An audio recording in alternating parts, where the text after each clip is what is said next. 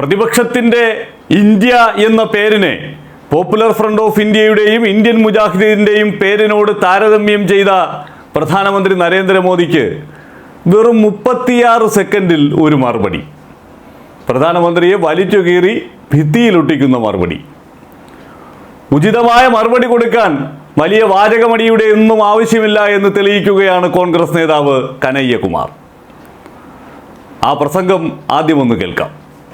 एक ऐसे हाथ में है जो कहता है कि पीएफआई के नाम में भी इंडिया है। मतलब कुत्ता को भी 4 पैर होता है, गधा को भी 4 पैर होता है, इसलिए सारे गधे कुत्ते हैं। अगर ये रीजनिंग मैं लगाऊं, जो रीजनिंग इस देश के प्रधानमंत्री ने लगाया है, तो मैं ये कह सकता हूं ना कि प्रधानमंत्री जी को भी 2 आंख है और गधा को भी 2 आंख होता है। बोलिए, मैं ये बात क्यों कह रहा हूं? നോക്കൂ, എത്ര സുന്ദരമായാണ് മോദിയുടെ താരതമ്യത്തെ പൊളിച്ചടുക്കി കയ്യിൽ കൊടുത്തിരിക്കുന്നത് കനയ്യകുമാർ. മോദിയുടെ ലോജിക്ക് വച്ചിട്ടാണെങ്കിൽ 4 കാലുള്ള നായയെയും 4 കാലുള്ള കഴുതയെയും ഒന്നാണ് എന്ന് പറയേണ്ടി വരും. 4 കാലുള്ളത് കൊണ്ട് കഴുതയെ ആരും നായ എന്ന് വിളിക്കാറില്ലല്ലോ.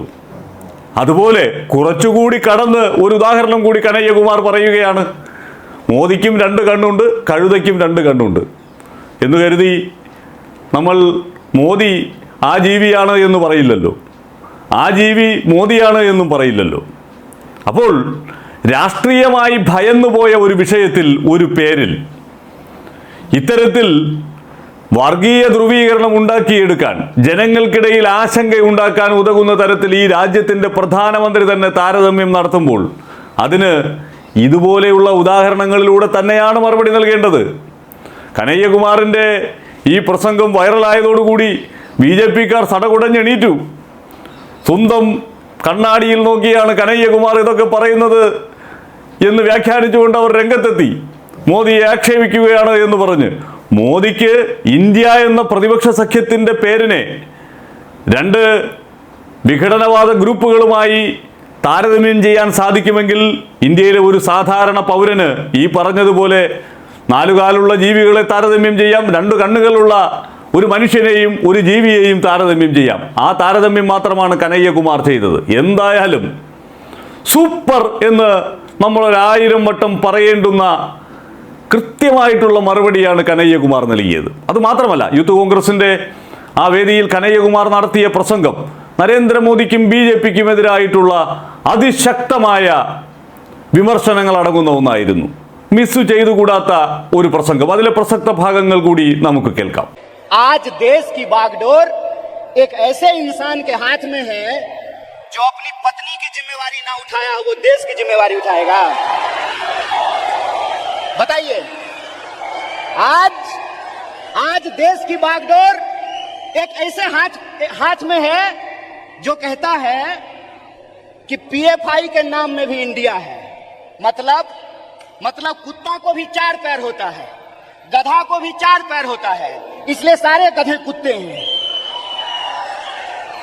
अगर ये रीजनिंग मैं लगाऊं, जो रीजनिंग इस देश के प्रधानमंत्री ने लगाया है, तो मैं ये कह सकता हूं ना कि प्रधानमंत्री जी को भी 2 आंख है और गधा को भी 2 आंख होता है। बोलिए, मैं ये बात क्यों कह रहा हूं?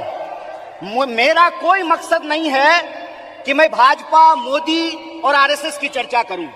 इसीलिए हम कहते हैं, गीता में भी लिखा हुआ है कि कर्म करो, फल की चिंता मत करो।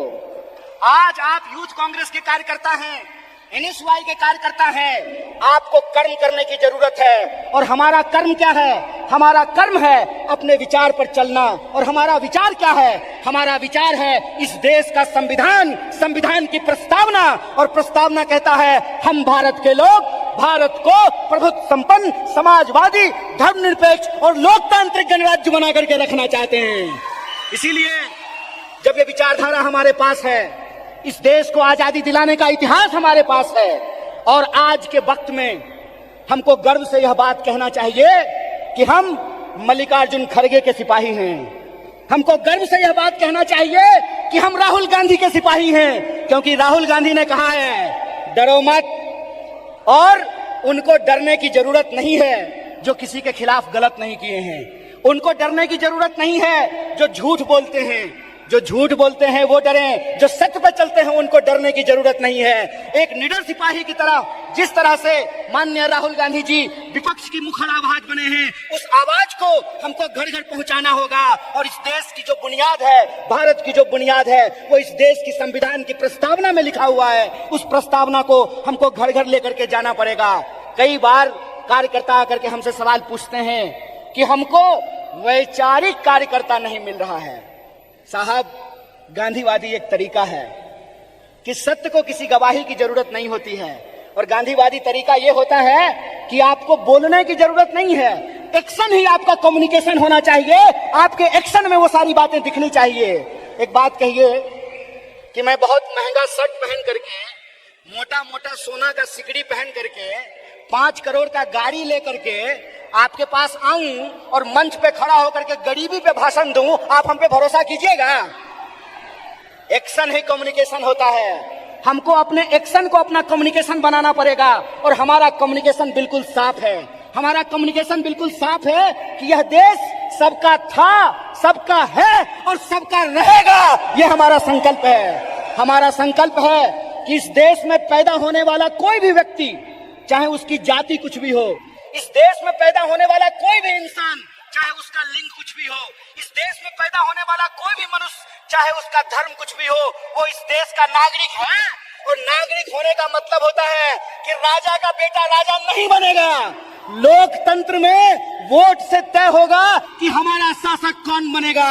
और यह जो लोकतंत्र है, यह लोकतंत्र ही भारत की बुनियाद है। यह लोकतंत्र ही भारत की बुनियाद है। और इसी लोकतंत्र को बचाने का काम यूथ कांग्रेस के एक एक कार्यकर्ताओं को करना पड़ेगा। हम जो झंडा अपने कंधे पे लिए हैं, यह झंडा सिर्फ एमपी एमएलए बनने के लिए नहीं है। यह झंडा इस देश की आजादी को बचाने के लिए। इस बात को याद रखिएगा। इस देश में 2 तरह के लोगों के बीच लड़ाइयां हो रही है। इस मुल्क में 2 तरह के लोग हैं। एक वो लोग हैं जो नफरत फैलाते हैं, एक वो लोग हैं जो इंसान को आपस में बांटते हैं, एक वो लोग हैं जो ऊंच नीच करते हैं, एक वो लोग हैं जो इंसान को लड़ा करके इस देश की शक्ति को कमजोर करते हैं। एक हम वो लोग हैं जो नफरत के खिलाफ हमको मोहब्बत की आवाज को बुलंद करना पड़ेगा। और आखिरी बात बोल करके खत्म करूंगा।